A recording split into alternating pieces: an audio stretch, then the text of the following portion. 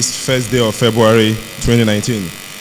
Without much ado, we just have to start, and I will invite our host, the chairman of Enugu Sports Club, Chief Ben Etiaba, for his opening remarks. Happy New Year, everybody. The first Nkata for this year.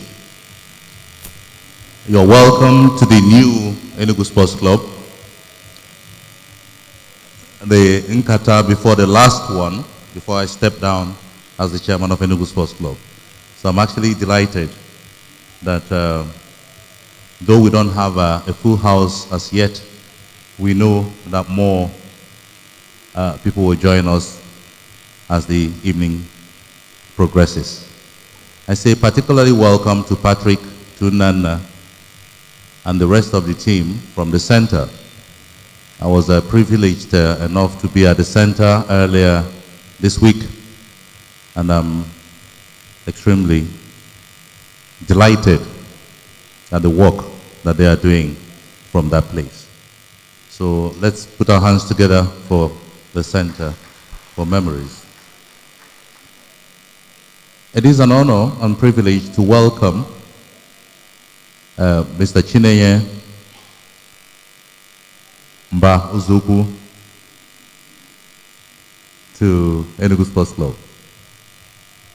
I would have liked to have given you a brief tour of the club and to have briefed you a bit about Enugu Sports Club before you speak. But I am sure that you would have researched a bit about the club, at least the little bit you need to know. And I'm so expectant. I'm looking forward to what you will say this evening. And indeed, my son is here. My first son is here. I had to make sure that he turns up to listen to you, because I am also aware that a lot of young people will want to be here this evening just to listen to you. I won't want to name the important dignitaries here, as I usually will do, one by one this evening, because all of us are important. But I want to use this occasion, this opportunity that this occasion affords me, to announce to everyone that we have taken steps to institutionalize what we're doing with Nkata, our lecture series, our drama series, and our arts series, by the registration of a new section, a brand new section, the 16th section of Enugu Sports Club, that will specifically deal with all of that. And I'm delighted that the chief promoter of that, Mr. Kevin Ejiofor, is here with us. I am a member of that section, an ordinary member of the section, not the chairman of the section. Kevin is our leader and our captain-elect. Oh, I've not elected him yet, but I'm sure. Okay, he doesn't want to be captain, but he's our leader. So with time, you'll know who, because every section will always have a captain, so you'll know who the captain will be. But once again, I say, enjoy yourself here tonight, and my job for the evening is done. Thank you. Thank you very much. Please, another round of applause for the chairman. The Enugu Sports Club has been our host since our very first Nkata in May last year. But it is an event organized by the Center for Memories. The chairman just said a few minutes ago, he visited the center and he shared his experiences. We've been having a lot of visitors in the past few months at the center. I don't know who else here. How many people here have been to the Center for Memories here in Enugu? If you have been there, can you? All right, okay, that's good. We want more of you to do that, especially tomorrow, which is Saturday. But to tell us a bit more about the center, one of the members of the board is here to do that. My Ebon, Patrick Okibo III. Good evening, ladies and gentlemen. Ndibanye kenemunu. Afambo Patrick Okibo.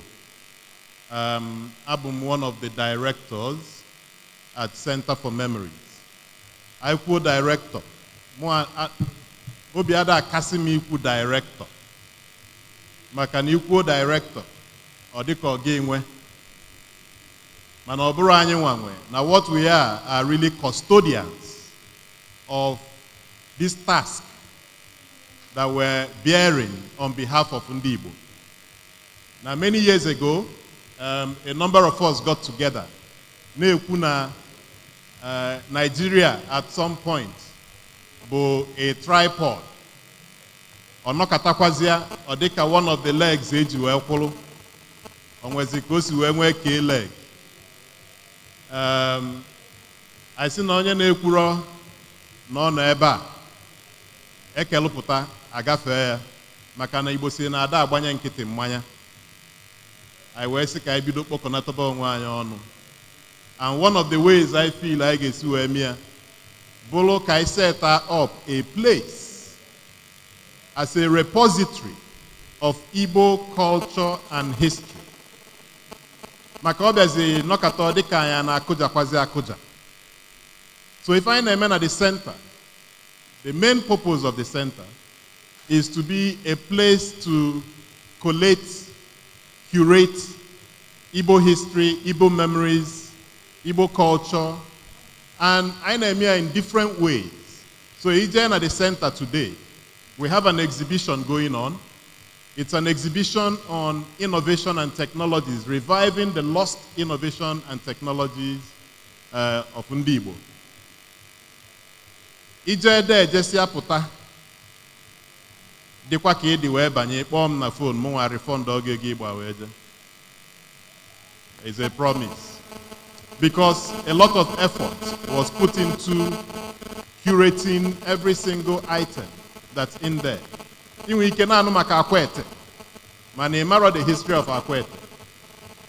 Ije de mutia. Inwe ike na anu maka ledger. It's not just a village na Nsukka.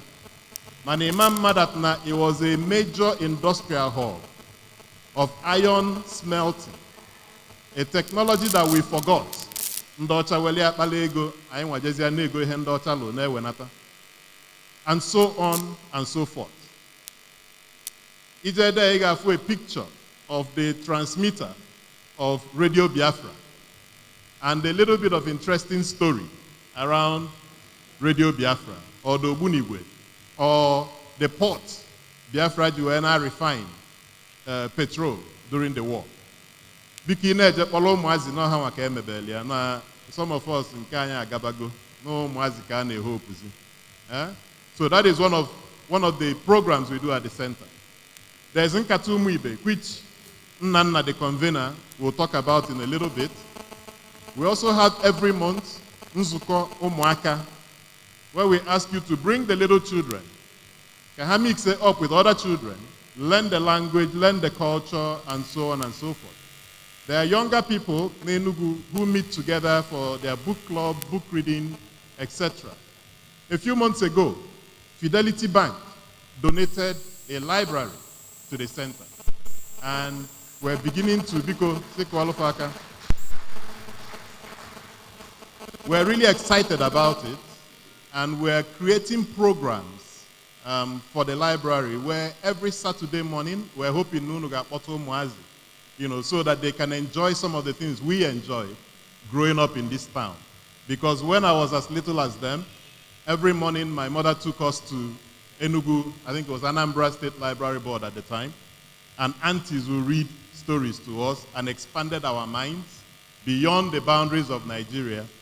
And maybe some of those things were, what helped to shape us the way we are today. So without further ado, just to introduce some of the members of the board who are not here today, but people who have worked extremely hard to make sure that the center becomes what we hope it will become. There's Ndidi Nguneli, who was here earlier in the week with us but had to go back to Lagos. Nkiru Opaleke is another director. Nkemweke is sitting over there. A round of applause for him. Udo Jude Ilo, who is the country director of OSIWA, was here earlier in the week, but had to go back for other purposes, and myself. And we have great support coming from Professor and Professor Mrs. Okonkwo. Professor Okonkwo.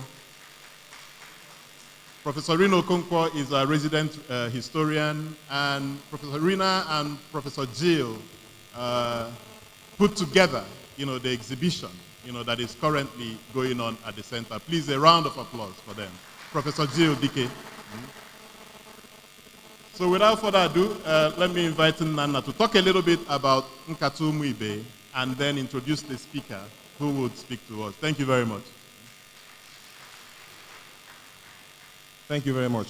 And so, like Patrick said, one of the programs of the center is to continue to sustain the Igbo tradition of what I call the deliberative process.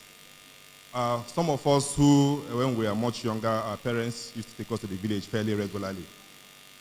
We got acquainted with the village square, the Igbo village square. In my place, we call it Ezuara, where the villagers sit together and discuss issues concerning them, come around to achieve a consensus around that. And so the center felt it was good for us to create that platform where Igbos can have what we refer to as an intergenerational conversation, where the old can discuss with the young on subjects and themes that are both contemporary and historical.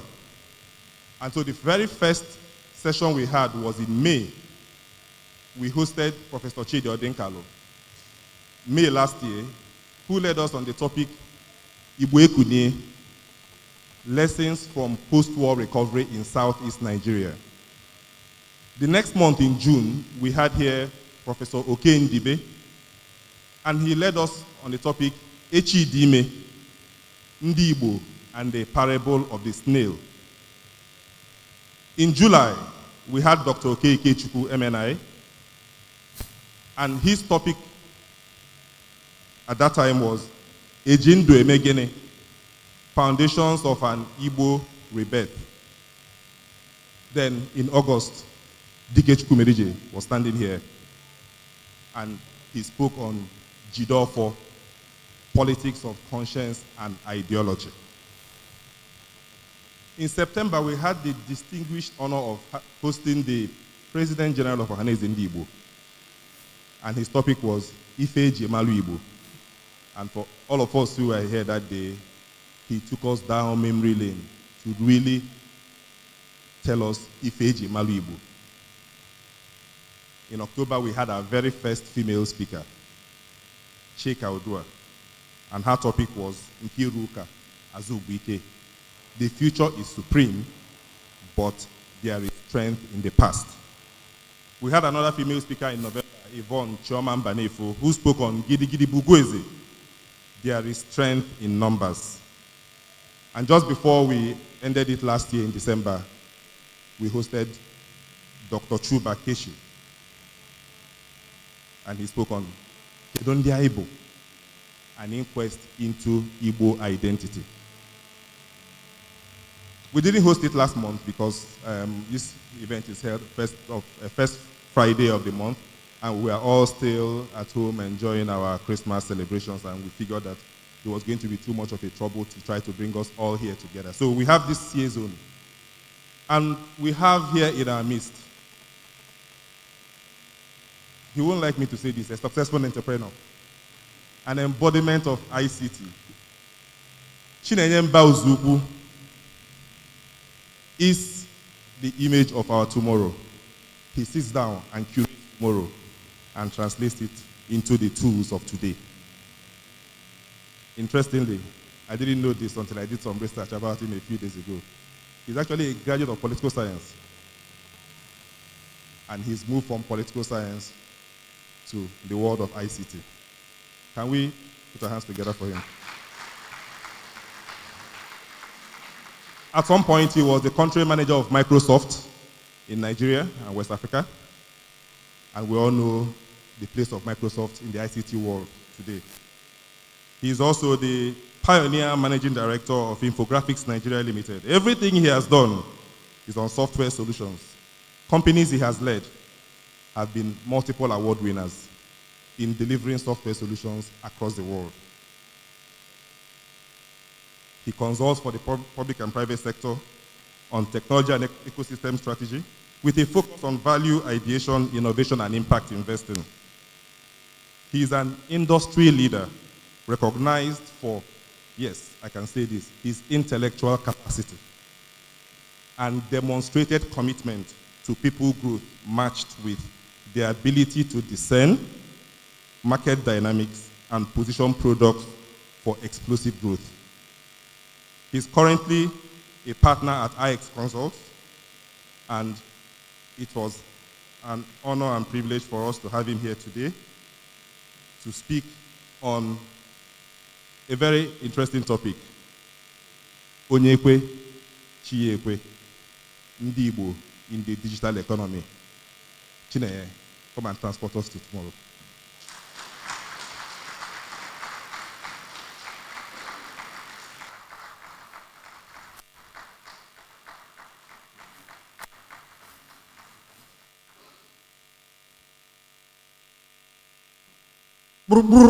Igbo mamman. Igbo mamman. Mambano. Enugu mamman. Aha m CHINENYE MBA-UZOUKWU. I'm onye Abia, onye Umuahia. Mana azụ m na Nsụka na Enugu. Saụkwa nwa unu, nwa Enugu. Enugu mamman. Ihe a bịara ịkpa taa gbasara amam ihe a ga-ekpe ma ga-ekpe amam ihe a na-akpọ ya n'Igbo. Maybe unu nwere ike inye m aka. That's not technology. Ị na-ege ntị na news ihe ị ga-anụ bụ teknụzụ. Mgbe ụfọdụ okay, teknụzụ.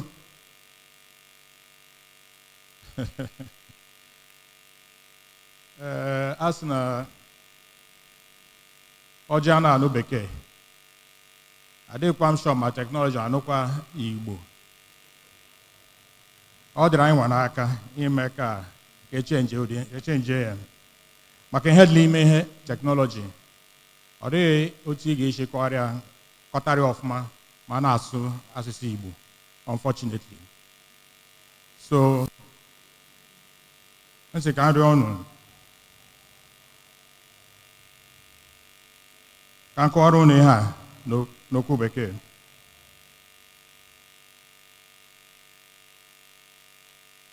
Ihe anyị ji bịa ebe a gbasara ndị Igbo, ọ gbasara mụnwa na onwe m ma ụmụ m ma ndị Amafọ ma ndị Abịa, mana ọ gbasara ndị Igbo ebe ọbụla ha bi, ebe ọbụla ha nọ na-arụ ọrụ. Because anyị nọ na a system that is a global system. I know in Nigeria, we're a national system. And we are in competition. I know in competition, globally. And all the impact ka anyị mepe anya hụ nnọọ ihe anyị kwesịrị eme ịma ma ihe ọ ga-adịrị anyị mma. When I was preparing for this lecture, normally when I'm giving a discussion, I don't use paper. I'm not sure I remember how to read from this kind of thing. Because in 1994, I decided to change my career, switch from marketing, communications, and advertising to technology.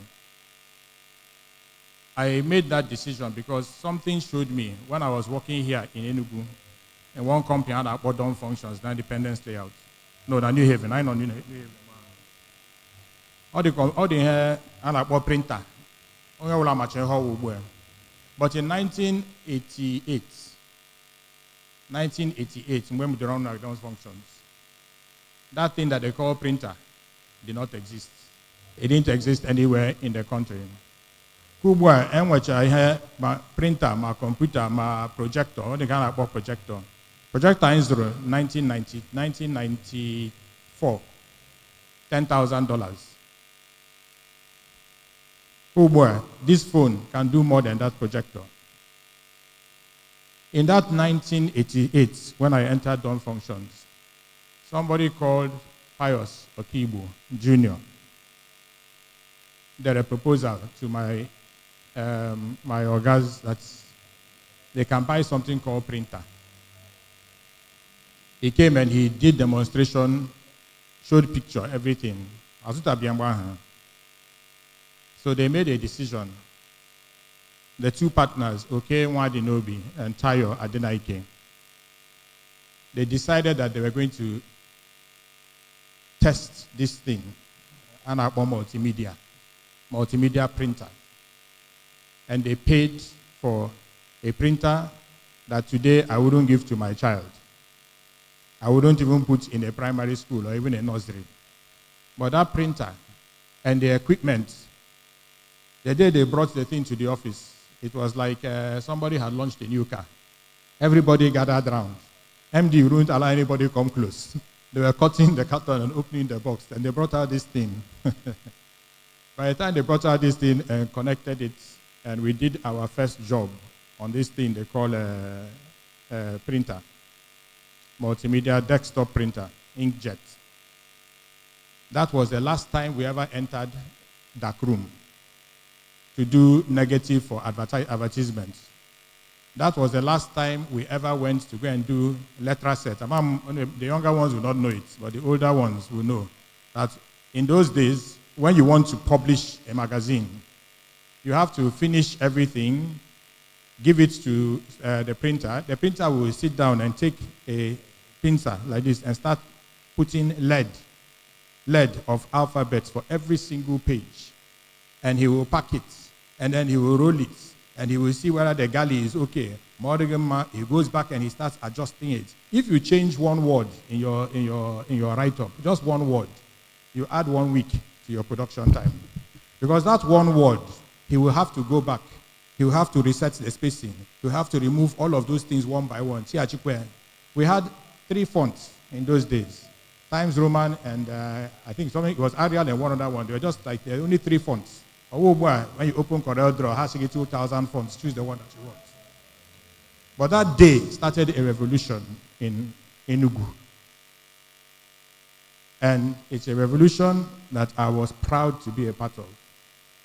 So 6 years later, I made up my mind that this was the future. That's typewriter. Akwaya kapum. Allah chazo. Ono Maria. Okay, oh chakapu kind of. The next revolution in our desktop publishing was IBM Selectric. And there was one person, that could actually operate that thing on a memory. Or what typewriter. In our typing, we'll be recording what you're typing. In our typing, we'll be recording what you're typing. You type the text. You press one button, let in a video print to it. So that guy, on all like this, on that thing, the whole chair like this.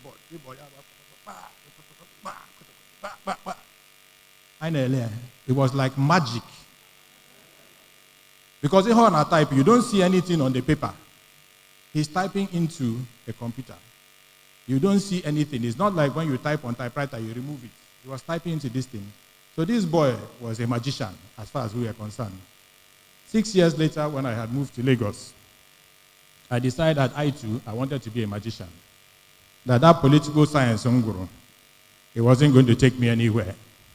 Maybe by now, I would have been His Excellency or X this or X that. But the amazing thing about the computer world is that you are never X anything. You are never X anything.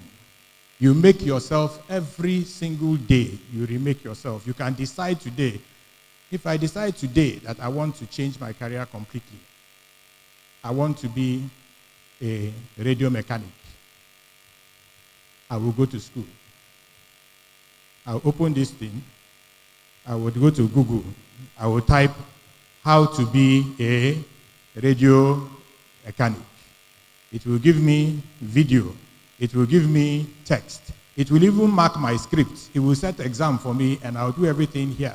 I will not see anybody as a teacher. That power of the computer to transform everything and anything that it comes in contact with, anything and everything that a computer, that technology gets in contact with, it will transform.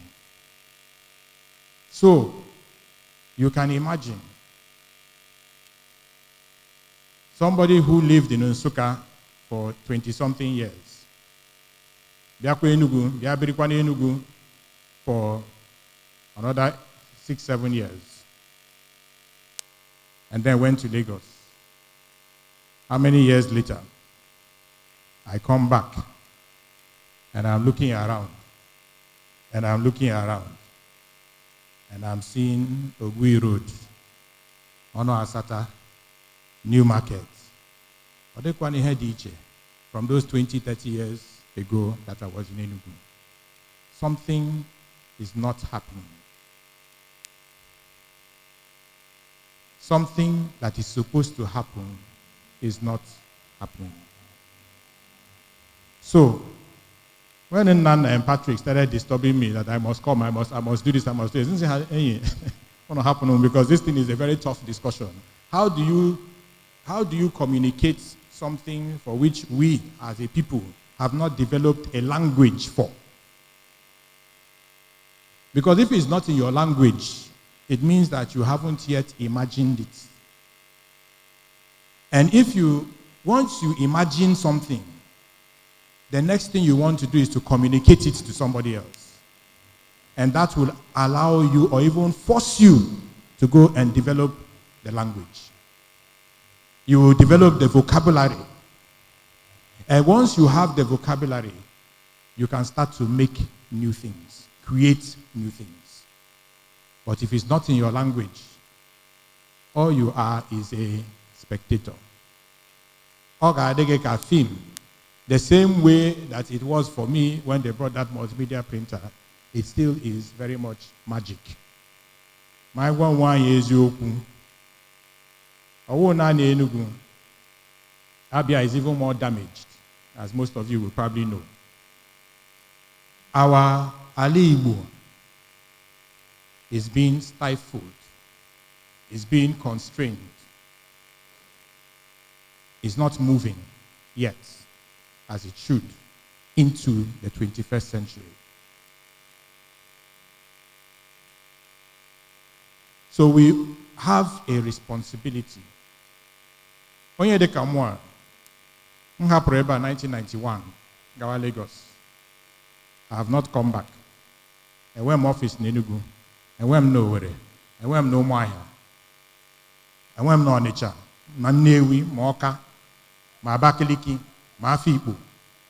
No office. I am office na Abuja, one office na Calabar, one office na Lagos. But na Igbo, none. What is the reason? We have to ask ourselves that question. Why? Because this is the best place, Igbo is the best place on the planet Earth. I don't care where you go. Mega, Finland, or America, or England, all those places, you come back home. Because this is where your heart just grows. This is the place where you have no fear, where you own the land, and nobody can tell you rubbish. I want no Lagos, one day no Abuja, they will tell you the kind of insult, the subtle ways that we are visitors in their own place. Why don't you go home to your place? What are you looking for here? If home is so good, why are you here? For the house again, my friend, you people are just doing whatever you want in this Lagos. That madhouse of people. Crazy houses everywhere. People just doing all sorts of things. Then he will forget that almost 60% of what we call Lagos today was built by Ndigbo. I'm telling you, because I want them at Lagos. I get mad that by the time you went to Lagos in 1970s, 1960s, it was a very small place. It was a very small place until our people came, particularly after the war. Because the Igbo man, wherever he is, he will build. Mohogala, eba, ya chowe eba ozo. Man iwu ọ ga-arụrụ ụlọ ebe ọbụla obi. For that instinct, the more Igbos that came to Lagos and didn't go back, because Osondo, we had already done that one, but we went to Lagos and other places, and we decided we were going to grow those places where we were. Lagos expanded along 3 axes. From the center, it moved towards Badagry, Ndigbo, Surulere, Koka, Satellites, and onwards, Aspamda. We are the ones who built that whole area. When you come into Lagos that time, you just see, if you're flying into Lagos, you just see swamp. But you can bet, if you see any house in the middle of that swamp, ONYE that house. On the other axis, heading towards EKWE,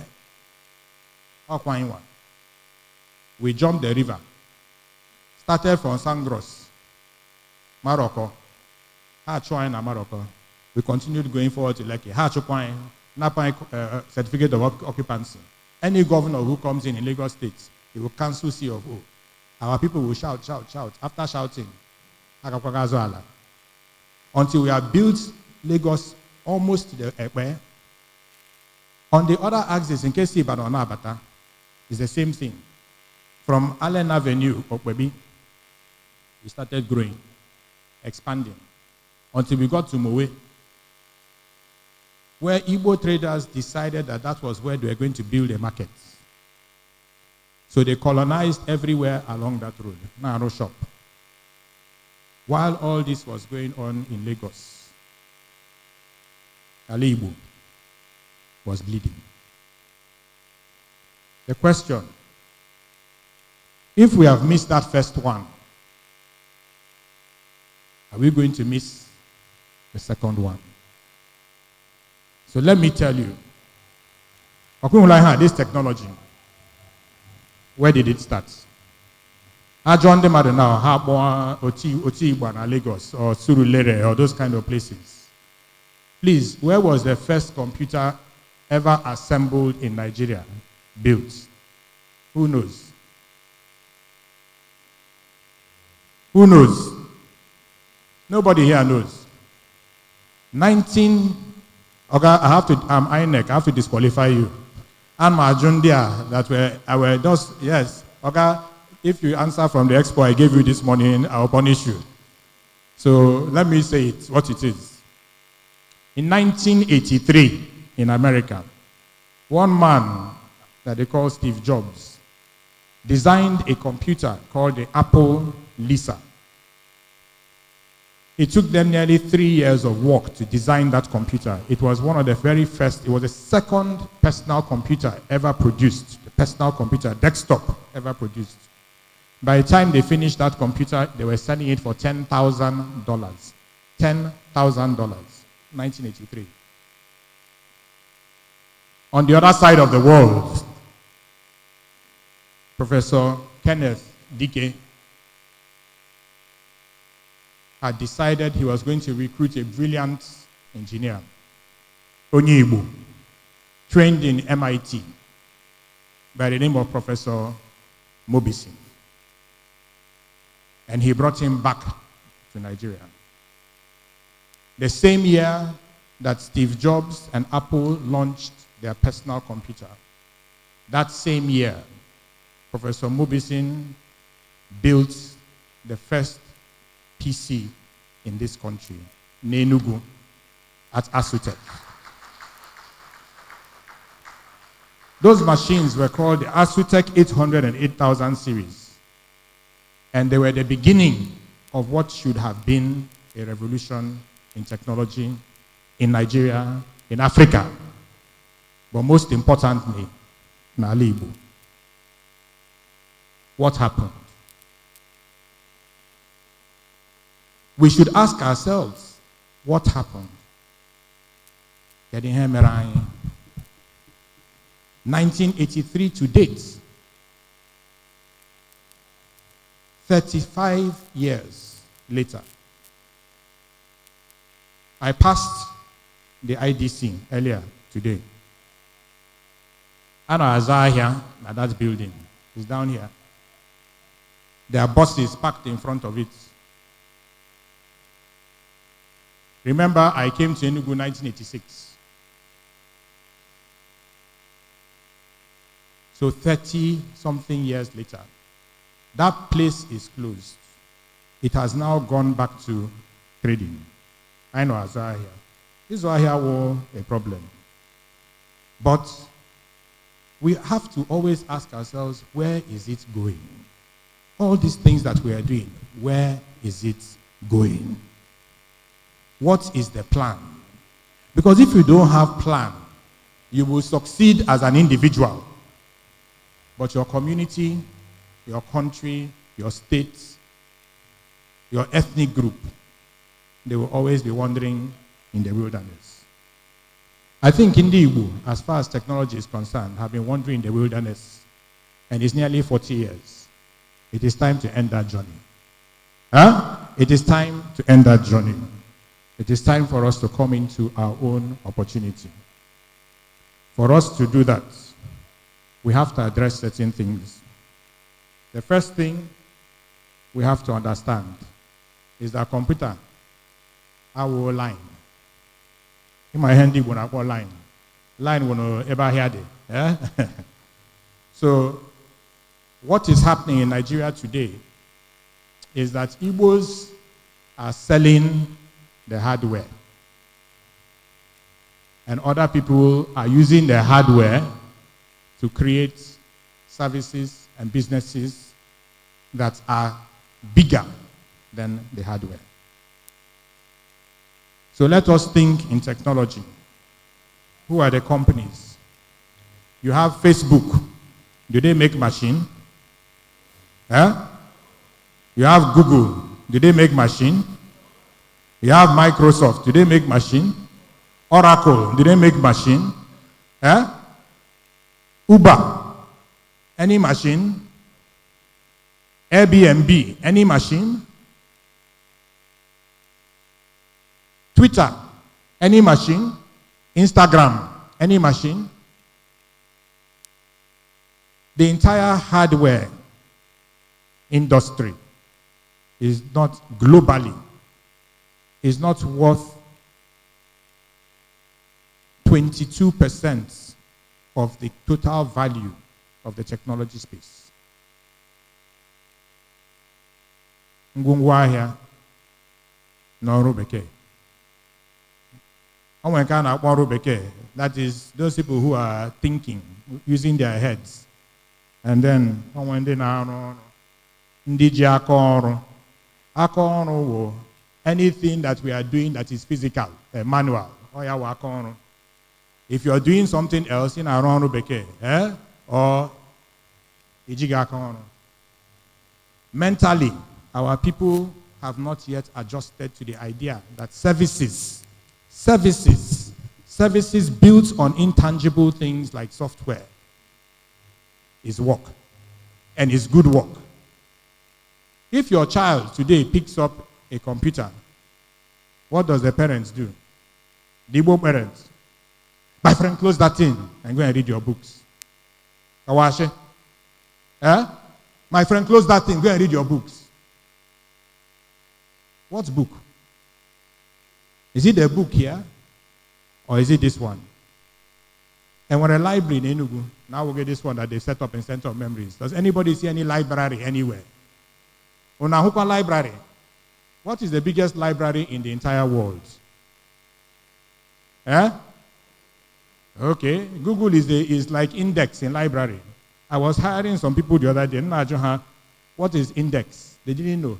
They have never entered library. But Google just helps you search for material that is stored inside the library. That is the internet.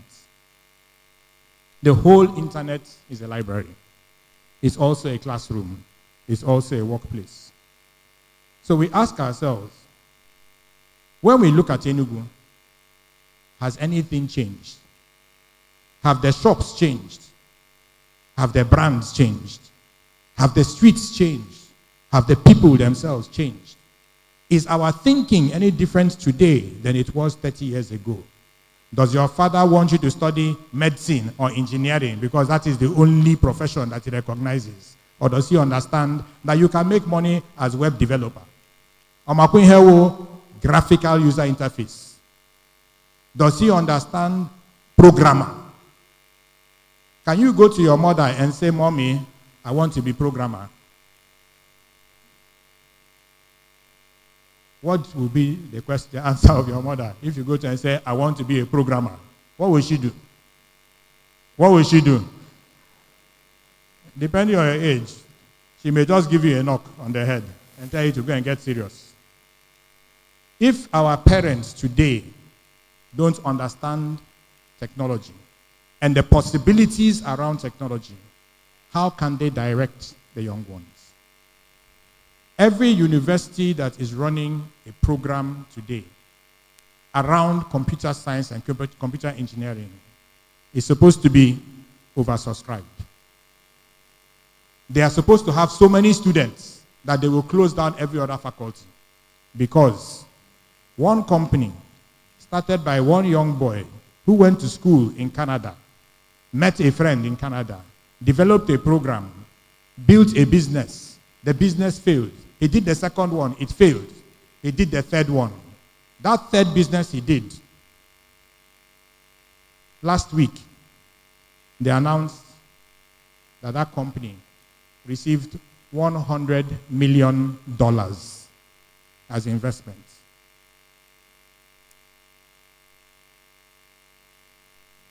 Please, is there any mathematician here? $100 million by 360 is what? It's a whole lot of money. One boy started a business. That business is 5 years old. And the investments that has come into that business, apart from this 100 million was the last one that they raised. Before then, they had raised almost $40 million before. That $100 million is 36 billion naira. It came from his head. He didn't build any machine. And he is 28 years old. He's 28 years old. I want to Chinedu Echeru. Okay. He's from Imo State. About 8 years ago, he sold his own business, a software company. It was bought by Apple. Nobody knows the real figure. But the speculation amongst those who know about the industry was that he couldn't have sold that business for less than $200 million. He's 34. If your mother is telling you, go and study engineering, tell her, Mommy, we need to think about this matter. We need to think about this matter. One more doctor. Doctor. One more doctor. The Apple company that started and built its machine the same time as Professor Mobisin built his own here in Enugu, today is the first company in the world to be valued at over $1 trillion. One man, one idea. He didn't go to school though. He dropped out of school to run that business. Eventually he went back and tried to get his degree. But for him to get to where he was, he had already built Apple into a $500 million company before he started asking himself questions. What is holding us? Igbo people, we travel everywhere. we are the most adventurous. In fact, if you go to Iceland, I'm very sure, every time they are showing Iceland, I'm just looking. Any black person you see, they are joy here, or Nnamdi or something like that. There's nowhere on planet Earth that you will not find an Igbo person. I'm Werobi. Onwe hindi Igbo na-akpọ akọ n'uche. Akọ n'uche. That concept is talking about not just having the hearts, but having wisdom and using that wisdom to drive your action. It talks about being reflective about what you're doing, not reactive. Don't just do. Emeka mere ha, Chinedu mere nka. So Nnamdi must do the same thing. It is a concept that we need to wake. If we are going to change Ali Igbo, if we are going to wake ourselves up to the opportunity of technology, I can tell you there is no one area that can radically and rapidly transform the livelihood of our people outside of technology. There is none. It has changed countries, it has changed regions, literally overnight. And there are certain things that must be done to make it happen. Some of them you know. You have to have power. You have to have connectivity. This broadband. But more importantly, you have to have human capital. You have to have people who know what to do with those things. People who have vision. Professor Dike of blessed memory had vision. That's why he saw Mobisin and said, my friend, you must come back home. But today, what do we have? Those in whom we have created the greatest capacity, we retire them. It hurts me. My father passed last year. When he retired to the village. There's no computer in the village. There's no university there. Oputalama in the evening. They'll be discussing things about land disputes, and he'll be settling issues there. A man whose brain was still functioning at the peak level, who had over 60 years, 70 years of experience, was retired into the village. It's not a bad thing to go to the village, but it is a tragedy to go to the village and throw away 70, 80 years of your learning, your intellect, your capacity. And you start discussing, this person built this fence too close to my own.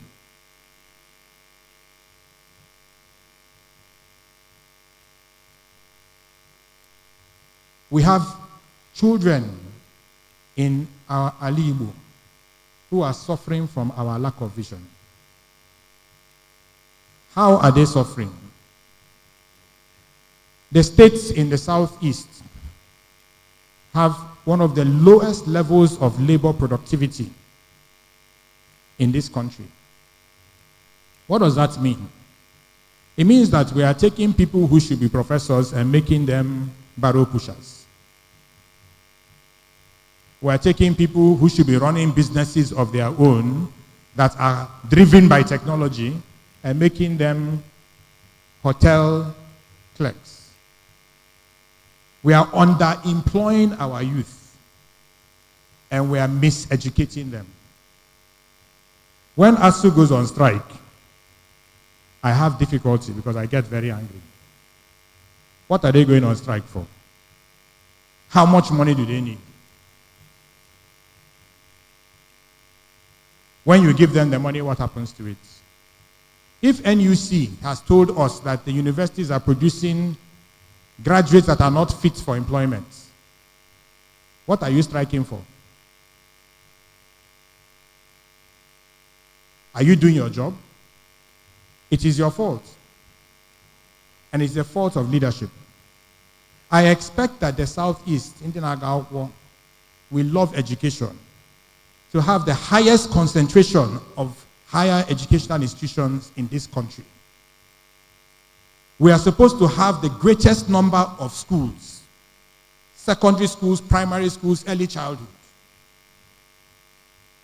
We are supposed to have the best schools in the country. But you go to Lagos, you go to Loyola in Abuja, all of those schools that you see there where they are paying 3 million, 5 million naira per term, per session for a child, 60% of that population normally na Ndigbo. Because it is true, we like to go to school. Why is that school not in Enugu? Look at our Enugu, our beloved city. Enugu has about 8 universities. Let me tell you about one university. One, there's a university in California called Stanford. In 2012, they did a study, and they found that Stanford University was generating income, revenue, through its faculty and its students and the companies that they set up, of $2.7 trillion. One university, directly responsible for employment of 5.3 million people through the work coming out of the university. Its alumni association, over 4 years, was able to contribute over $6 billion back to the university. That university, Stanford, is responsible for what we call Silicon Valley. One university. That university is responsible for creating what is, today, the 6th largest economy in the world. If you take Silicon Valley, that's California, and separate it and make it a country, it has the 6th largest economy in the world. And at the heart of Silicon Valley is what? A university. We have 8 in Enugu. We have 164 in Nigeria. Do you know how many patents were registered out of our universities in 2017? Global patents. 6. 6 patents were registered. That is the total intellectual output in terms of original discoveries, registrable and sellable globally. 6 from 164 universities. These 164 universities that we have, how many students? Most of you will not know. The total enrollment in tertiary education in Nigeria is 1.69 million people. All the universities put together from year 1 to the final year, 1.69 million. In other words, less than 1% of the population of Nigeria is in school at the tertiary level. Less than 1%. And that is where all the value is going. So if you're in this room and you're a student, if you're in this room and you're in university, you are part of the 1% of Nigerians, of our population that are in school. What are you going to do with that opportunity? ONYE EKWE. We can talk about lecturers. We can complain about the system. We can talk about the federal government. I can give you another piece of data. Of the 1.69 million children in schools, tertiary education today, only 5% of them are in private schools. 5% of the total university enrollment today is in private institutions. So if you're in a private institution today, you are the elite of an elite. What are you doing with that opportunity? Today, I visited a training center. I asked them what is going on here. They said they do JAMB and all the CBT, etc., etc. I said, okay, are you doing training? He said, they don't really do training because people don't come. He said, why? She started laughing. I asked him that this Enugu that we are in, and it's the same thing everywhere else. And I keep calling Enugu because Enugu has a cluster that is unmatched anywhere in Ndigbo. The only place that comes close to Enugu is Owerri, that has the combination of industry, business, tertiary institutions that can actually pivot change. I asked him, why are you not doing training? There are thousands of children, hundreds of children who should want to be trained. They want to become a web developer. They want to become programmer. Do you know that this company that they gave $100 million, do you know what they do? They train graduates. Because the universities have not been able to do their job, they take them, then they train them. By the time that child has spent 2 years in their program, they are paying him, he is now worth a salary of $50,000. After 4 years, that boy or girl can pull down $100,000. $100,000. So as they train them, they get visa, they disappear. As they train them, they get visa, they disappear. So I said to the man, start your training session now. Start doing this thing. He started laughing. I said, why are you laughing? Am I that foolish? He said, listen, the last time they did training with one of the tertiary institutions here, the students came because they made it part of a mandatory thing. They came. First week, they came. Second week, they didn't see 50% of them. I said, why? He said they started calling them. And then they were asking him, go transport. Somebody who is coming for training to improve his own life is asking the trainer, Mogenya ego transport. You can see that there's a problem. You can see that there's a problem. Even free training programs. That program was a free training program. Said I had ego transport. You're not paying tuition. You're not paying for the lecturer who's coming. You're asking for ego transport. Clearly, that child would rather be on the streets trying to make money than be in a training session trying to build his brain. The world of the 21st century is in the head. The factory is inside here. It's between your ears. It doesn't require any power. The only power it needs is gala. Or okpa. Eat okpa, at least I know okpa. You used to do it then. When you eat one okpa, you can go for the whole day, let alone two. So the only power that that factory requires is one okpa a day, maybe two. And then the brain starts to move. The access to the intelligence, the library, the school is global. This MIT that Professor Mobisin traveled to the US for before the war broke out and couldn't come back. And by the way, he was a leader of those raising money in that Massachusetts area for Biafra. He was a social activist. He was an engineer, an enthusiast, a writer, everything. That school, MIT, has something that they call open courseware. Open courseware is that if you go online today, every single course that is taught to a student who is physically in MIT today, you can get it yourself in Nigeria today for free. Professor Mobisin, my father, many of our elders who are here, they had to travel over. Today, I can put MIT in this room for free. The best lecturers, Nobel laureates, they will teach, you will learn and you'll interact, and you're doing it for free. MIT is not alone. There are many that are like that. But here's a question. I went to a university here, hoping to put back, and I tried to explain to them, no Marihana about Hinari Network. Hinari Network is a compilation of over 60,000 medical and pharmaceutical publications. It grows every day. It's a multimedia library.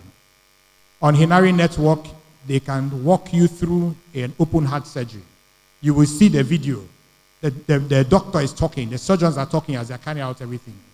On Hinari Network, you will have access to what this British pharmacopoeia that used to cost back then 100,000, God knows how much it costs now. All the books, everything that a student needs to go through medical school today is available on Hinari Network. You know what? It was put together by Microsoft and a few other companies in collaboration with the World Health Organization. Hinari Network is 100% free to all Nigerian universities and other countries that fall into that bracket. Free. There is no knowledge. You know, when we were in Nsukka, when the lecturer mentions one book, people like Nkemdem, while we are still just outside, Nkem will rush to the library and he will go and pick that book from physics and carry it to home economics, Gazoya, in home economics. You know those people? Those people, they were there. Those ones that when you come to exam, they will come with 4 biro, red, black, green, and blue. To finish you off. There is no more hiding knowledge. It is there for you to take. Mano, ONYE. So, I want to conclude because I can go on and on for this. It's important for us to understand what we need to do. I talked about the universities. But you know the bigger rock in our face, the one that is really blocking our road, the one that is making it impossible for us to actually access the richness of our people, their strength and their wisdom and their spirit of enterprise. This 21st century is made for Ndigbo. It's made for us. A tiny country like Israel, tiny country, they are like us. We are like them. Israel is ranked number 4 in the world in terms of its capacity to utilize technology to transform its world. In some areas, like security software, Israel is number 1, the number 1 global exporter. What is their population? Orunenugu State, Orurabia. What's the problem? When they created the state of Israel, President Ben-Gurion decided that there was going to be a change. That they have nowhere to go, no land. The place they gave them, the land from the Bible, is harsh. You plant something, it's not like here. When you throw away mango seed, you see mango next week. They had water problem. They couldn't feed themselves. What did they do? They had nowhere to turn to. The government turned to its people. It reached out to the Jewish diaspora across the entire globe and told them, we are here. Don't come. You see these Arabs? We will fight them to the finish. Just give us something. You see this ground? We cannot make it, we cannot change the soil, but we can put water there. We can do irrigation. Stay where you are. Work with our people. And let us use technology to transform Israel. And that's what they did. Today we're here in Nigeria, in Lagos, Abia, or EKWE. We can't get cashew. But we're importing apples from Israel. We're importing fruits from a desert. And we're living in an equatorial region. What did they do right? What have we not done right? The first and the most important thing is government. The failure of the leadership in government is unequivocally responsible for where we are today. And I'm not making a political statement, and I'm not looking for anything from them. And I'm not running for any election. But it is government that has built every other place that has transformed. Government has to do the necessary things. Why is it difficult for you to get internet access in Enugu, in Abia? Why? Because there's something they call right of way. The companies want to bring it, but when they come, they will tell them, pay X million for digging this road. When they won't pay them above and under the table, they refuse them right of way. And because there's no right of way, the fiber cable that should be in the ground, that should be providing you access to internet, is not there. It took Nigeria 10 years to go from 40 gigabytes of internet capacity, broadband capacity, to over 25 terabytes of capacity. All that data is in cables, submarine cables that are along the shore of Nigeria. Those cables need to be brought in through fiber optics that they will lay in the ground. Currently, the utilization of that fiber is 10%. And of that 10%, 90% of it is in Lagos. Please note the numbers I'm giving you. I'm saying 10% of the capacity, the current capacity for broadband, only 10% is in use today. And 90% of that 10% stops in Lagos. What has to change? Our governments have to demand that they bring that fiber up country. They need to open up the right of way. They need to beg these guys to come and put this fiber.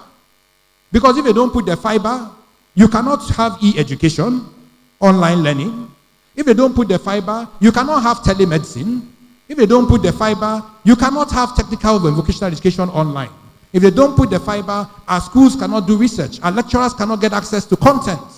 If they don't put the fiber, we are dead in the 19th century. It's not an option. And it shouldn't be something that we ask. It should be something that we hold our governments accountable for. They must bring in the connectivity. And when they brought in the connectivity, then we can take off. They have to put in incentives to support schools. I had a young man who came from a graduate of MIT, 24 years old, from Enugu State. He has spent 3 years in Nigeria trying to set up a school of robotics in anywhere in Ndigbo. He has not been able to find a partner for land. So what is he doing today? He's processing palm kernel in MNA. And that Maker Academy, which is the equivalent of what you have in MIT and other universities, that secondary school has not taken off. And today, I saw him 3 days ago in Lagos. I said, how are you doing? He said, the palm kernel is doing well. What about the school? I've left that one for now. Our children will not stay in Ndigbo. That's the truth. As we move into the 21st century, we either create an environment for our children to grow, we create an environment for businesses to invest, Kakurono, or others will do it. And if the others do it, like me, I will go. And your children and your children's children will go. We cannot let that happen. So for all of us here, all of us, as an 18-year-old, as a 40-year-old, a 35-year-old, if we want Ndigbo to retain its talents, to pull back its diaspora and give them a place where they can do something other than party and come for funeral and wine carry. Because every weekend, Owerri is popping. Every weekend, Enugu is popping. Sunday, Oya Walaba plane, Lawa, Ebega Bariuru. He comes here to party. And he goes. After some time, they won't even come again. Because those children will not even live here. And I'm sure all of us have started to experience it in our various villages. Where they now do Ana Abanku in Lagos, na Abuja, Ana Lotazolo. For what? The father is passed, The mother is passed, the uncle lives in Lagos, the whole family is in Lagos. What is he coming home for? I want to beg you, Bikon. I want to beg you.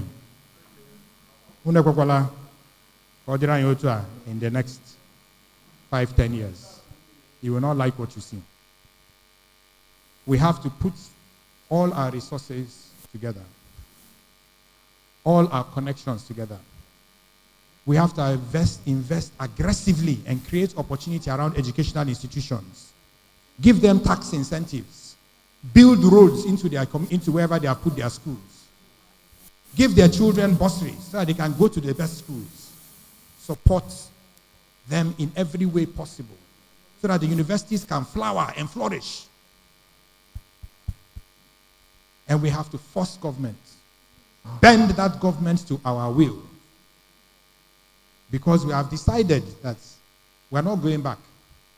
No more 19th century. We are building 21st century, and we can do it together. Because if all of us agree, ONYE, we can get it done.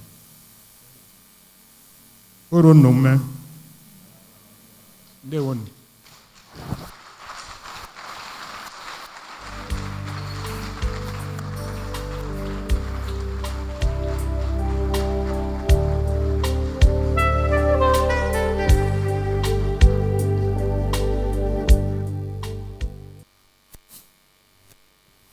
It's amazing the emotions his speech elicited in me.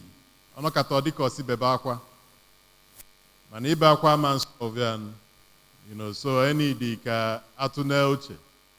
Maloka gesi we na if I anonymia we leputa. And to help us unpack the issues already, we'll have about 10 minutes moderated session with CHINENYE, and we open it up for audience participation, and we are hoping that the younger ones will raise questions and engage.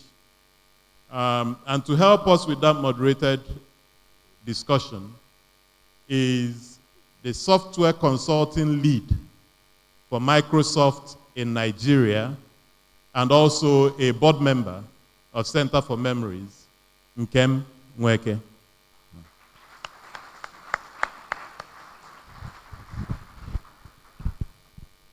Good evening, everybody. Thank you for taking your time to come today. I'm sure it's been a very interesting time listening to all that CHINENYE has shared with us today. So CHINENYE, I just want you to unpack, I think it was one of the first things you discussed about, in the scenario where we can't even translate from a language point of view what technology is. How do you see us change that, if it's possible? Our older ones or our parents might not be able to catch up on it, but we who are the younger ones who now have kids and are growing up probably understand. If my son comes to me and says he wants to go into coding or programming, obviously I'll allow him to do that. But I still believe that it's important for us to be able to find how we can tie our local language into what's happening today. Can you unpack that a bit? Okay, thank you. So one of the projects that I am most proud of is what you see on your computers today, which is that it's possible for you to install Microsoft Windows and select Igbo as an option, a language option, not English. I don't know how many of you have experienced that. So that was my program when I was in Microsoft. So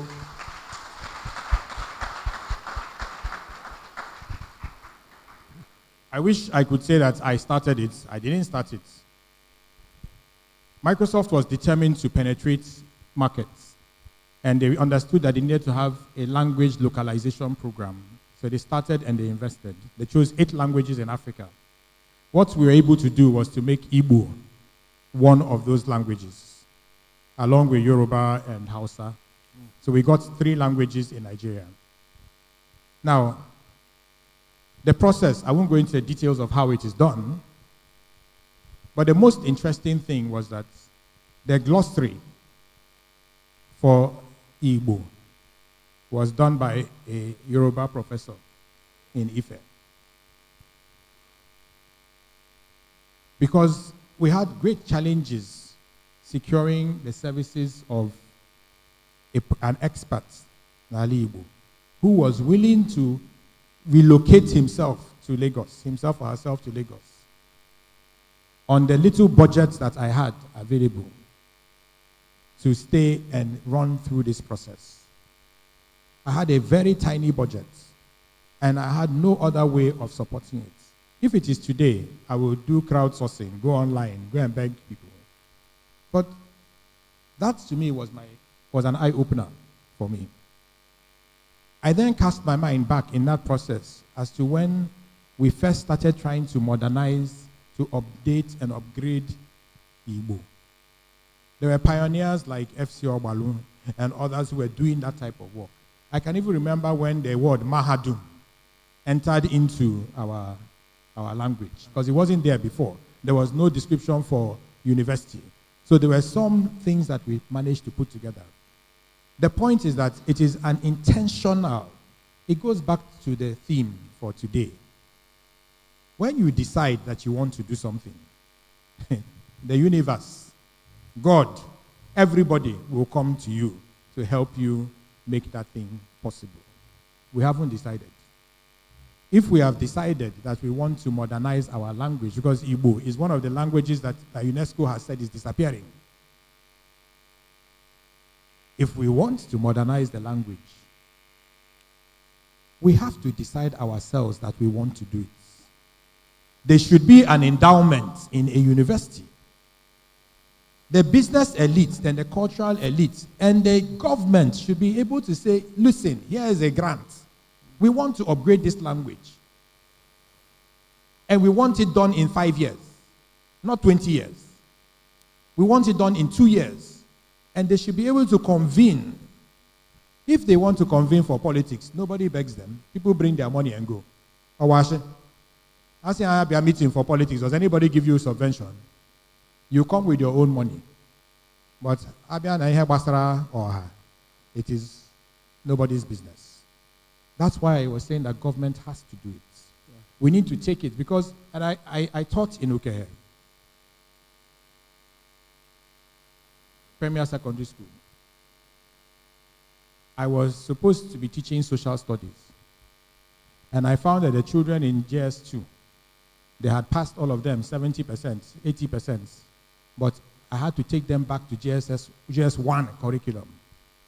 The first question in my exam indicates with 3 levels in a diagram, 3 levels of the Earth's atmosphere after 2 terms of teaching. One of the boys wrote and drew. Then he labeled it. The first one, he labeled Earth. The next one, he labeled sky. What was the last one? Heaven. It's not a joke. It happened in my class with my own scripts. I was crying in the staff room. So that child, how does rain fall? It was in Ukehe that I realized that we don't have a word for atmosphere. We don't have a word. We talk about ikuku. Eh? What's the word for atmosphere? Let alone ionosphere, troposphere, stratosphere. How do you teach mitochondria in cell biology? When you call ram, they think it's a goat. How do I teach BIOS? That's the work. And it's a huge amount of work. But once we start it, we can embed it in a curriculum from early childhood. So that the children start to understand those concepts. Yeah. They can grasp it. Because for that boy who did that earth sky, for him, how does rain fall? You put some stones somewhere now. You put something inside it, you set it on fire, then the smoke is coming up. Then you're doing incantation. Oh yeah. Then the smoke goes up into the sky. After some time, rain will fall. That's his science. It's the best he knows. That's his science. That's his technology. So if I ask my second question, which would be, that boy obviously has grown, it's possibly in this room, the first, take away the first 3 rows, see the young people. And you also made a comment about the school who sent out students and they were asking for transport money to come for the training. What's the possibility of changing that mindset? Or what would you tell any of them if they were here in this room now? First of all, I mean, every year of my life since that time, I have spent it thinking about what is my own responsibility as an individual to make sure that that doesn't happen again to another child.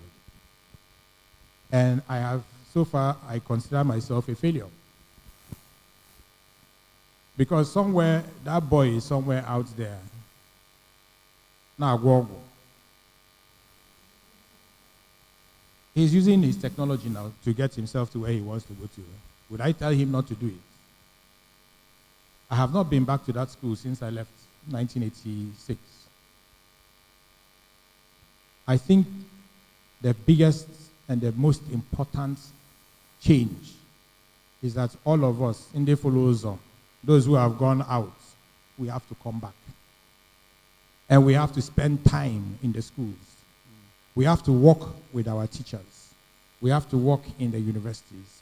We need to create a new generation that is enlightened by our own experience. And that generation will make it impossible for their governments to not be responsive to their own needs. Right. And somehow one of those children will one day enter government house and will make one policy and it will transform the lives of an entire generation. The problem we have is that those who left, they made it impossible for them to come back. And I don't want to go into that controversy. I want to pay respect to everybody who stayed in Ndigbo and everybody who came back from wherever they were, because they have done what I couldn't do. And that's why I consider myself to be a failure. There is a sacrifice that we all must make. If that generation that is from that 3rd, 4th row is to have a chance. And the only way, the easiest way, not the only way, is for us to be present for them, to help them see what that tomorrow can be, and to influence them so that when they get into positions of influence, they too will be looking for as opposed to building one house with decking, nature, on ONYE, that I will open at December and go back to Lagos, and open at Easter and then go back to Lagos. That's rubbish. We have to change the attitudes, the expectation. We have to raise the expectation of our people so that they can demand it from those who are in position. We must train them so that you can come home and set up a business and hire somebody. But it will not happen if we don't come. So it basically starts from us. This is what Israel did. Israel, please, if you don't have it, buy a book called Startup Nation. If you haven't bought that book and read it, you haven't started. You must buy that book called The Startup Nation and read it. It's a manual on how to transform a country. India did the same thing. Their people went to America. One time, when the right government was in place, they brought them back. Those who could come back, came back. Those who stayed, they connected them with the system. There is no reason while Coal City University cannot hold webinar with a professor in Caltech in California. He should not be limited to the resources that are available locally. We have to think global and make ourselves accessible. But if he wants to do it in Coal City Enugu, what is going to Coal City University Enugu? He's going to pay in terms of connectivity, because these people have not allowed the fiber. The fiber should run past his university, and he just needs to go and tap it at the lowest possible cost. Before you know it, The biggest university, the university with the highest enrollment of Nigerians in the world, is Indira Gandhi Online University in New Delhi in India. 145,000 students, Nigerians, are going to that school from Nigeria. From Nigeria. There is no university in this country, physical university, that can produce 145,000 students. That's why technology has that capacity to radically change things. So we have to make sure, sorry, I'm preaching, because for me, this is like, I don't know how to, I can go from now to tomorrow without stopping, but. Yeah. So can we allow questions from the audience as well? My name is James Nnaj. I have two questions to ask. The first one, you spoke about the role of the government in deepening digital economy or in broadening our digital environment. So I agree with you. But what I want to add there is, for example, now in Southeast, where we focus mainly, we do not have any agency of government that is promoting ICT. I don't know of anyone in any state. I think it was only during Jonathan's government that we started Ministry of Communications. So what are you going to say about this to the government? We do not have any agency of government, either ministry or government that's in charge of ICT. Secondly, what is the role of the Igbo diaspora that have the ICT knowledge in many places in the world in developing IT economy, digital economy at home? Because we know the role of the diaspora in South Korea and China. So these are the two questions. Thank you. Good evening, everyone. My name is Asogwa Kenechukwu. This is not a question, it's an appeal. In the light of the topic that we've just discussed, I'd like to appeal to Center for Memories. It would be good if later on one can maybe go to a YouTube channel that belongs to Center for Memories and revisit these discussions. I had already mentioned to, I think, Akwabata once or twice before, that we begin to build an e-library of these discussions that we're having. I don't know if these things are being streamed live on Facebook. If people can ask questions, occasionally, sometimes I can't make it to the discussion, and I would like to participate from wherever I am. And so that's just the appeal I'm going to make in the light of the topic. Thank you very much. Just so I can address that immediately, there's a YouTube channel where you can get all the videos of all the talks except one that we've had here. If you put in your email address when you registered, we're going to send you a copy of the speech, which, although he did not read it, contains a lot more content. Thank you. And the last point on streaming. We have tried to stream, but internet connection in this hall is horrendous. I have a question around the idea. I'm little into technology, so I graduated as a computer science, and I'm serving right now. And I write programs as well. Last week, I started a computer center where people can actually learn how to program. But the challenge is people actually don't have this passion for this sometimes, especially what you said, that when you bring in somebody into programming, the person wants to ask you like, can I hack something? The person wants to start, immediately hacking. And the idea of hacking is not really for the good one. They want to like start getting money maybe from somewhere. And a lot of people that have laptops want to maybe, get money from somewhere and all of that. They don't want to really calm down to learn this. So I think this thing should be sing like a song, like in the church. If they should be talking more of technology inside the church, like it will become like we are crazy about it. That is the only time people can say, okay, why is people talking about this? Because medicine law has been the song all these years. And thank you very much for the very good questions, and I'll try to answer all of them. Somebody needs to give me like a signal as to when I need to stop talking. because they've asked all the right questions. So let me take them in the order in which they've come. Institution and government. Let me explain what that means. Are we one house? Okay. So let me explain what that means.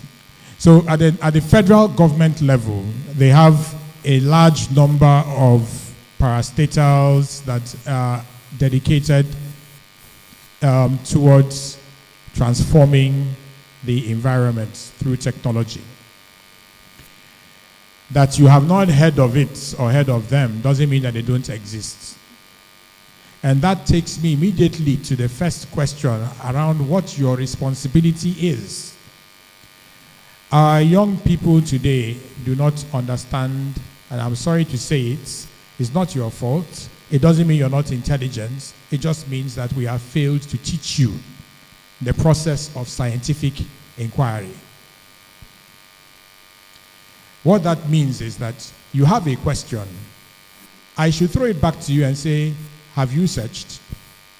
Because the last time I was in Enugu on a technology event, I met somebody here who is a commissioner for science and technology or something, or IT in this state. And I was surprised. If you go to Anambra, you also have somebody who is like an essay in that space. So it isn't true to say that they are not there. It is more likely to say that you have not felt their impact. So, two things.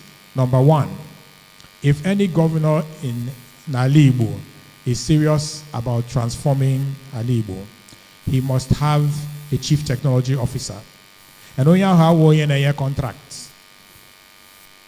You understand? It's not a contractor who's giving contract. It's somebody whose job is to come up with a strategy for how to use technology to achieve the goals set out by the governor in his campaign and in his annual budgets.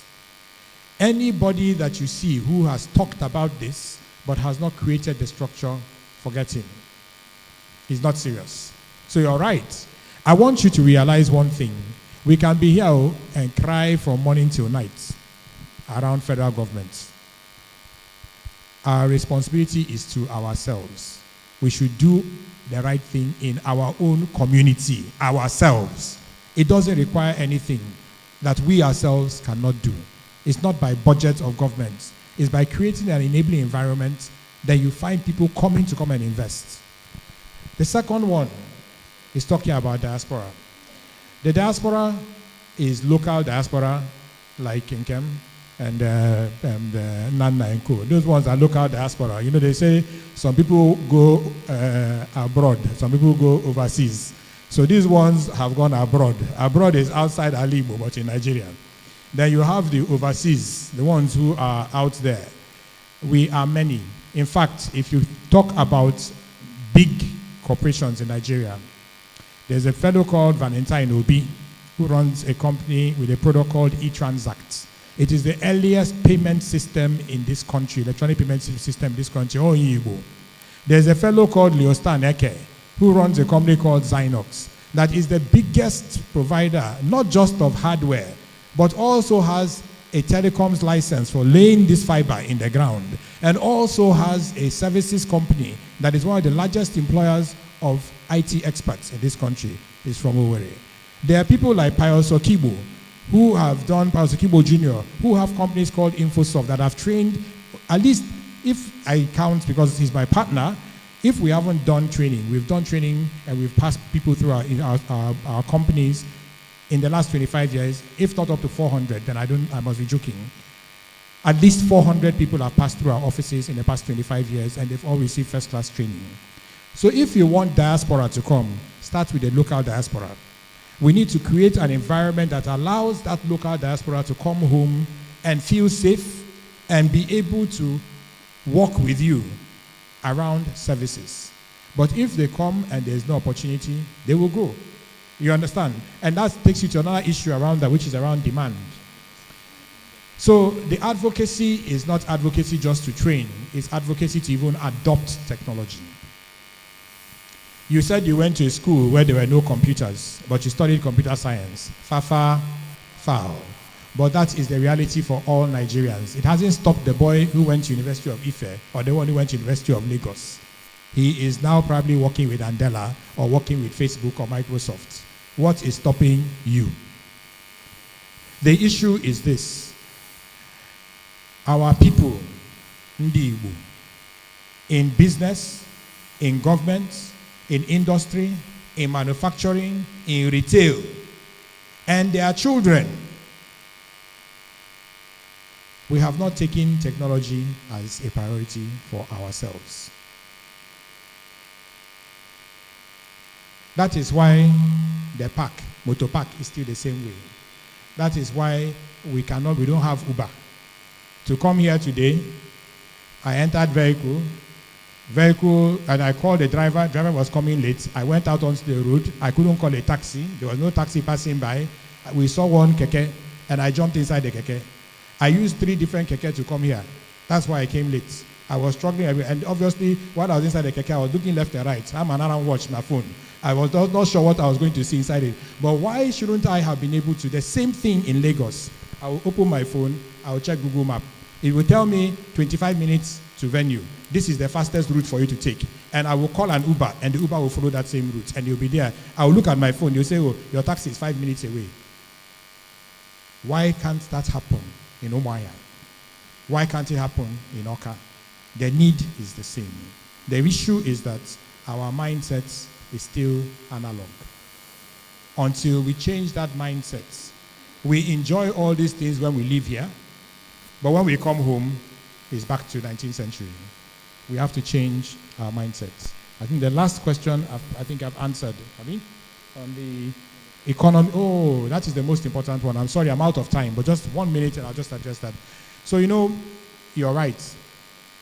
And I don't even have an answer for you, because it's a failure of our generation and the leadership that we have provided. We shouldn't have, given the capacity of Ndigbo, given our intellect, our spirit of enterprise, our heart that takes us across deserts looking for a better life. What we have failed to do is to give them a way, a route to be able to earn that income. But I will tell you one thing, young man. Anything you invest in learning technology skills, it will start to pay you back before you leave school. I built my initial business 100% around students. They were still in school, and they will come and they work for me during the holiday. I paid them as full staff. But I was getting them from Yaba Tech. I was getting them from Unilag. I was getting them from University of Ife. The one person that we got, the first person I got, who was in MBA-UZOUKWU University, when she called us one day, panicking, we had to rush to the school. He himself had not seen the technology that she was using with us in Lagos. So he said it is impossible for her to want to do what she was trying to do. And she was telling him, we are doing it in Lagos, we are doing it in Lagos. So Pius left Lagos and came to Oka and sat down with that fellow. And then we opened the relationship. We were supplying the university with our books. We were spending time with them, and we're taking the best of the best. So what I would encourage you to do, I know that there's a problem. We cannot solve it for everybody. But you yourself, let it be that you yourself, you have decided that you want to move away from that position that you're at. Do the extra. I once hired a boy on behalf of Pius who insisted that he must work in that office. Every day we come, he's sitting there. Every day when we are going, he's sitting there. Every day we come, he's sitting there. After 1 week, I called Pius. I said, Pius, this boy, he knows what he wants. Today, he is one of the top consultants for technology implementation in Nigeria. They call him from all over the world to do implementations for companies. He knew what he wanted, and he did what he needed to do to get there. That's what you should do. I lived in the US for 16 years, moved back here about 6 years ago, and it's very difficult for diasporans to move back here. The environment is quite hostile to the diasporans. But I know that there was a group formed in the year 2000 by the former president of Obasanjo, who created the Nigerians in Diaspora organization, of which I later became the chairman. What we wanted to do was to create a database of Nigerians in diaspora that would be able to come in and help with development in Nigeria. The only mistake we made was an Igbo guy was appointed, Uche Onwudiwe, Core Technology, was appointed to create the database. which was he's very competent, the company is very competent, but we started having the internal politics within Nigeria. Why should it be an Igbo or somebody from another tribe that will create a database? So what I'm trying to say is that that could be something that we could pursue.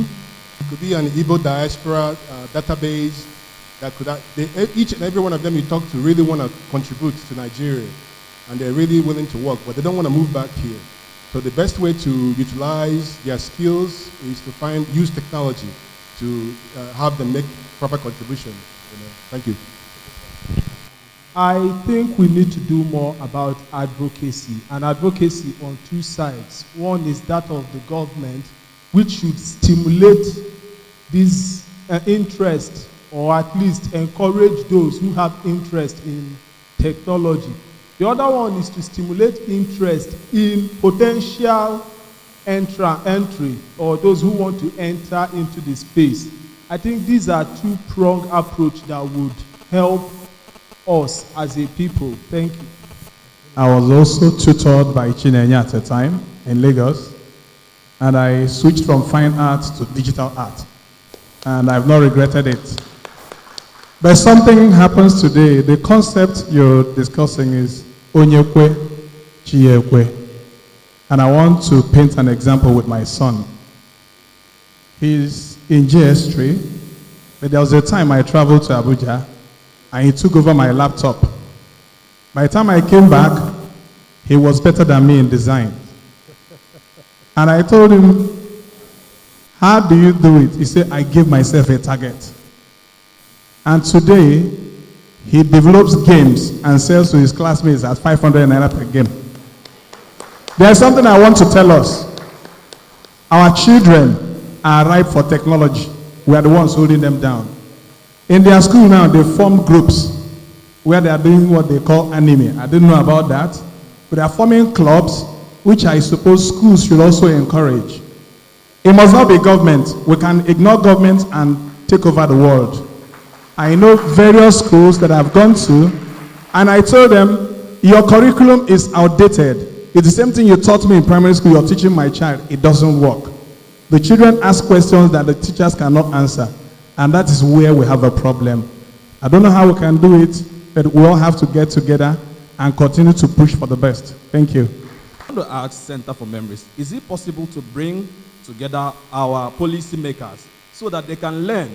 These guys, they don't know anything again. Most of our professors are interested in becoming the VCs, and the VCs are interested in having the longest convoy in the whole world. Is it the possibility of bringing them close, all the policymakers, both from the university and from the state, so that you people can teach them, so that they can learn and redirect the policies, because they are not doing anything, and we are not going to move ahead with this. Thank you. And I want to speak from three perspectives. When I will speak from the angle of an academic person, because I was in the university and rose to the rank of a professor. I will also speak from the perspective of being part of a government, because I served my government as secretary to government, as the highest level. And I want to speak from the perspective of being an ordinary person now. Yes. The key issue is that we cannot remove politics and governance from our problem. Those who have power, they don't have knowledge. Those who have knowledge, they don't have the power. So how do you resolve this?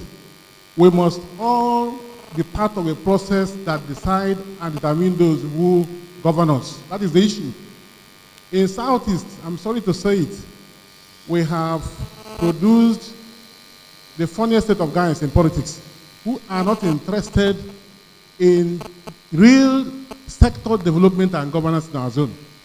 That's the issue we're having. Like you talked about the fiber optics. If we don't have the right people deciding our future, we can't make progress. So this is my appeal. Let us all be part of a process that decide those who we throw up to lead us in this region. It is our biggest problem. Thank you. Oh, there's another. My name is Gibson Mba, MD CEO for Trust. I am the person that CHINENYE was talking about that he visited today, that I have been part of the development of computer and ICT in Nigeria from beginning, 1983, that he talked about when Professor Mobison was making waves here. That was when I entered the university. One of my classmates has a PhD today, served under Professor Mobison as an IT student. He's a PhD in Canada today. So I read computer science, University of Nigeria, left 1987, headed to Lagos, the usual destination, spent about 30 years in Lagos. 20 of those years I served as CIO, head of ICT of a bank. And 2014, end of 2013, I called it quits and headed back to the east in response to the call that we should bring our businesses and development to the southeast. So when I got to Enugu, I built what I can rightly claim is the biggest privately owned ICT institution in the southeast in Enugu. CHINENYE was here this morning and he can attest to that. So when we come, we are looking for people to mentor. And I'm making that offer. Young people, if you want, you come, I'm going to give some element of mentorship. And I can tell you it has been extremely, extremely frustrating. I have two categories of people. Those who are already in the university disaster. They are looking for, if you ask them, come and train, they say transport. But I see hope coming from those who are in the secondary school. I have a boy who is, just as he said, he read political science. This guy had just got admission to read political science at Nnamdi Azikiwe University. He's a first-year student. But training under me just for 3 months, he has already got an IT job. So let me end it here. So many things to say, but because I'm being rushed, thank you. Good evening, ladies and gentlemen. My name is Professor Joe Kemenam. I'm a judge in the United Kingdom, and I also work for the United Nations. I'm a special envoy on African development. And I want to pay tribute to the lectures you've heard, and a lot of things that were said I agree with entirely. Mine is a bit of a comment and slightly a question to you, and the question to you would be whether you agree with my commentary today. This may be surprising to you, but the problem of the world is not resources. The problem of the world is distribution.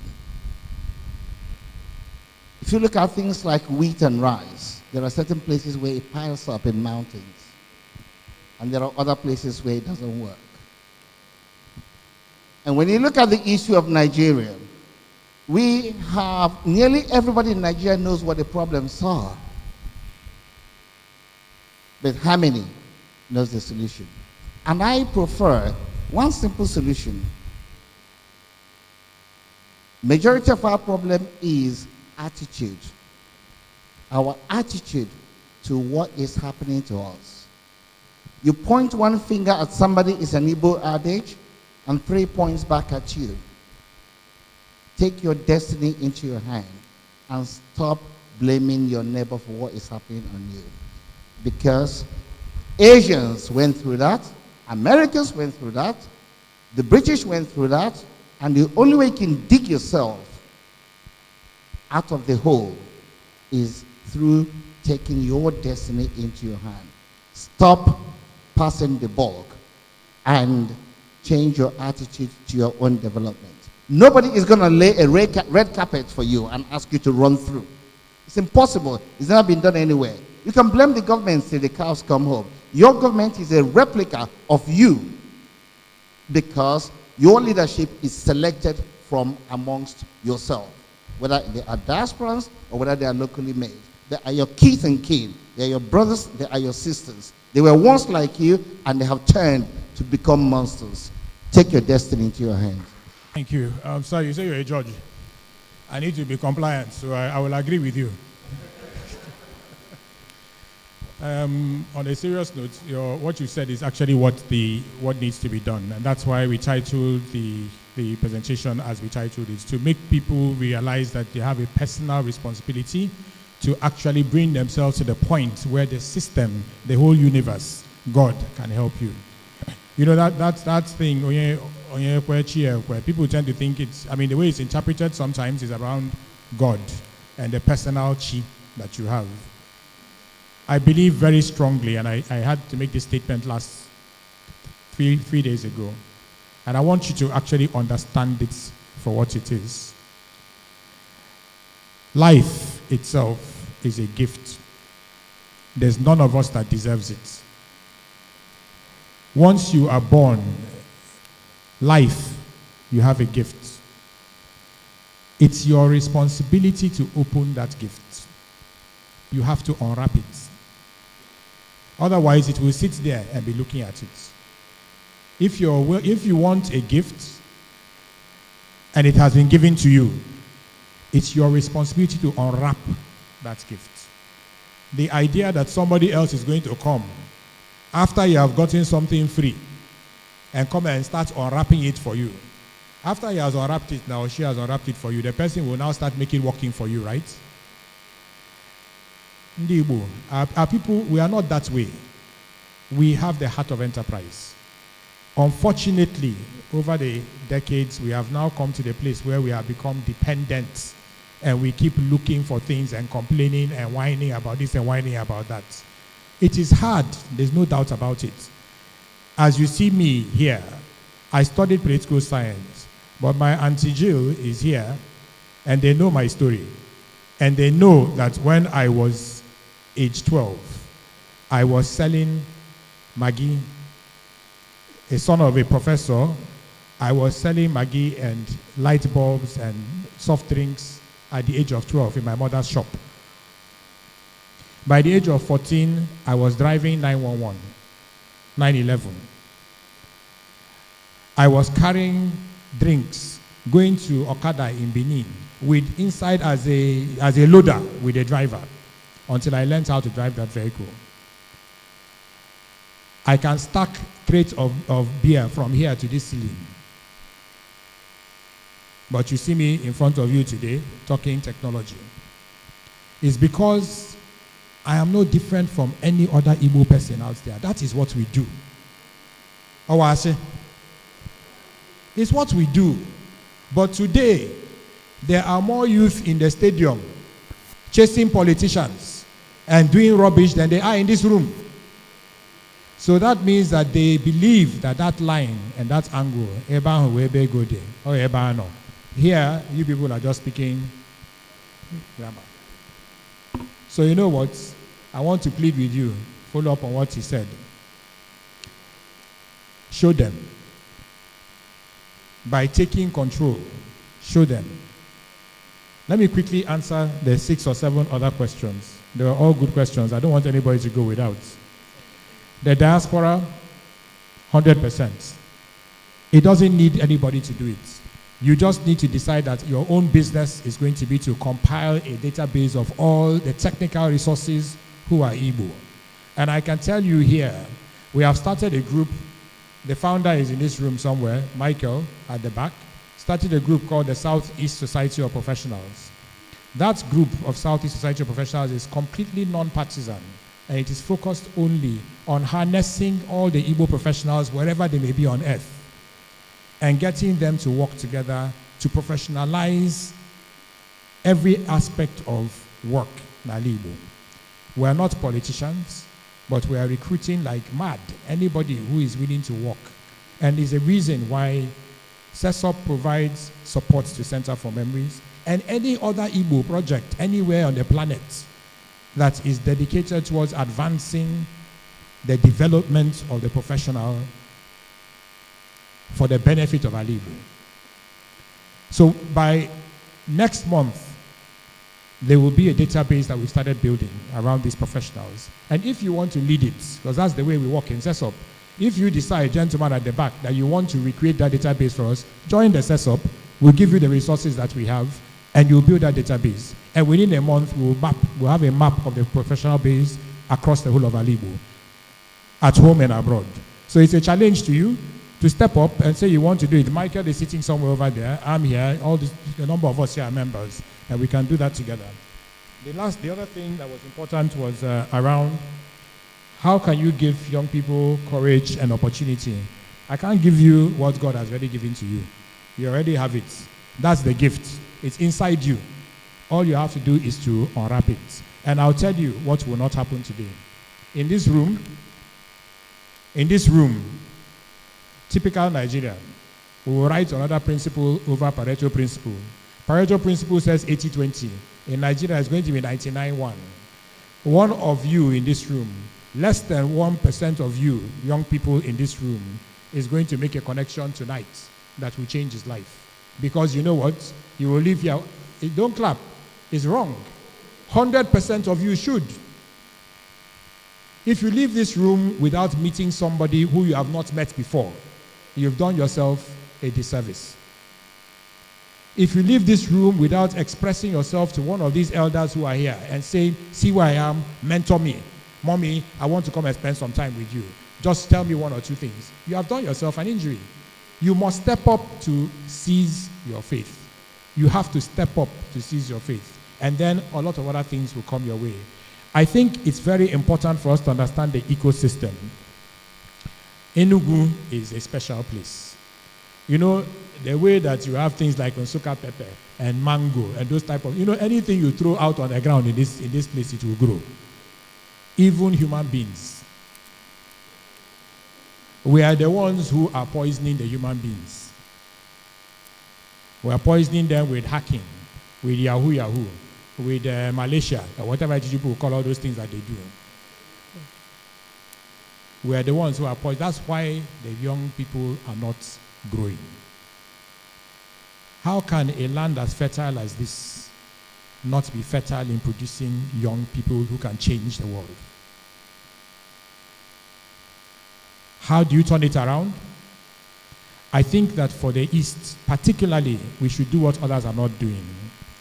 We need to open up the universities and the secondary schools and start to set up our institutions inside there so that you can harvest from the children who are already in school. Those who don't want to come, let them continue where they are going. So inside the university system itself, it's important that we start to set up those incubators, those hubs, those clusters, those training. There needs to be a strong partnership between the universities and the private sector. If I come back to Enugu tomorrow and I want to do something, I hope there will be a university that will say, come and do it inside my place. I will say, I don't have money. They should say, take this classroom. I say, okay, I don't have internet. They should say, we can give you, but you will pay some money. I say, okay. I say, okay, what about content? They say, I'll bring my people. That university will flourish. But the one that stays like ASU University, that just is willing to allow students to stay at home. Okwa na Ndigbo came to the school for 1 year, and the heavens didn't fall in Anambra. Okay. For us to allow that to happen, it means that we have given up on ourselves. God will not agree in Jesus' name. Amen. As for policy makers, that one is very easy. I think the minute we set up these clusters of excellence, we start to interact with each other, share knowledge, and open up. So that it's not just you alone that is growing. People are growing around you. It is one man who was the vice chancellor of Stanford University that set the tone for what is now Silicon Valley. When he set up the university, he encouraged all of his students. There's something that they call T-shaped students. There are students who are T-shaped. The long neck is the area of specialization. The broad top is the breadth of their experience. A T-shaped student. And to have T-shaped students, he knew that they would be going to school, but he wanted them to learn every other thing around business. He encouraged them to start businesses, to work for other people, to do internship, to create businesses within the university campus. And that is why, till tomorrow, Stanford is still the place that has the highest number of patents than any other place in the entire world, because the university was turned into an incubator. Every secondary school, every primary school, every nursery school should become an incubator. If we take the concept and we bury it inside what we are doing, in 10 years, Ndigbo will last. The minute we decide we want to do this thing, Lagos will go to blazes. And that's what I pray will happen with your help. I know there are lots of questions that are not answered. Unfortunately, we can't take any more, because we're trying to build a culture where we start at 6 o'clock and we end at 8. We haven't hit it today, but we'll try again next time. And on behalf of the board and management of Center for Memories, and also on behalf of the convener of Nkata Umuibe, Nnanna Ude, please join me in thanking CHINENYE MBA-UZOUKWU for making time to join us tonight.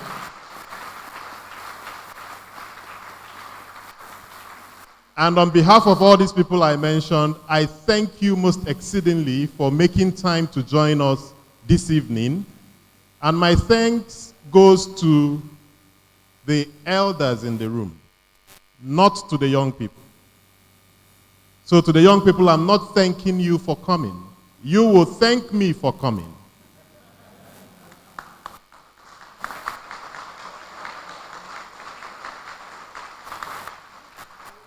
And let me say that if you're a young person in this room and you're hoping that government will create jobs for you,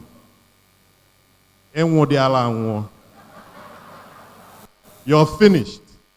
Nothing will save you, you're dead. Because it will not happen. We need to create 11 million jobs just to start that process going.